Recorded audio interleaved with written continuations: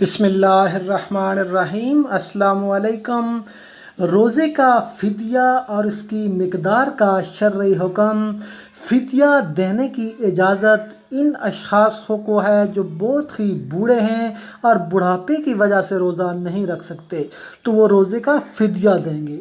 اسی طرح دائمی مریض بھی فدیہ دیں گے، یعنی ایسے مریض جنہیں ٹھیک ہونے کی کوئی امید نہیں ہے، تو یہ دونوں قسم کے لوگ یعنی بوڑھا شخص اور مریض اگر روزہ رکھے گا تو ان کی زندگی کو خطرات لاحق ہو سکتے ہیں، تو ایسے لوگ روزہ رکھنے کے بجائے فدیہ دیں گے۔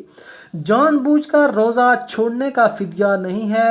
ایک روزے کا فدیہ آدھا سا ہے، جو کہ 2.25 کلو گندم کا بنتا ہے، یا اتنی ہی رقم، اتنی ہی قیمت کسی غریب مسکین کو دے دیں، یا ایک روزے کا فدیہ یہ ہے کہ ایک مسکین کو کھانا کھلایا جائے، یا اتنا ہی اناج کسی غریب کو دے دیا جائے، یا اتنی ہی رقم کسی کو دے دیں۔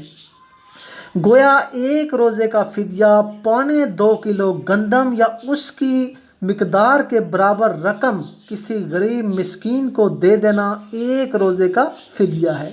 تو اس سے معلوم ہوا کہ صرف 2 قسم کے لوگ ہی فدیہ دینے کی اہل ہیں، ایک تو شیخ فانی بوڑھا شخص، اور دوسرا دائمی مریض جو اس مرض کی وجہ سے روزہ نہ رکھ سکتا ہو۔ تو جان بوجھ کر روزہ چھوڑنے والے کا فدیہ نہیں ہے۔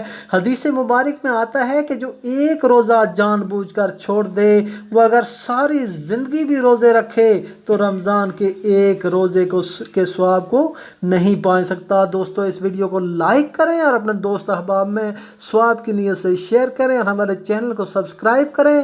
اللہ تعالیٰ دینی مسائل کو سمجھنے اور ان پر عمل کرنے کی توفیق عطا فرمائے۔ وما علینا الا البلاغ المبین۔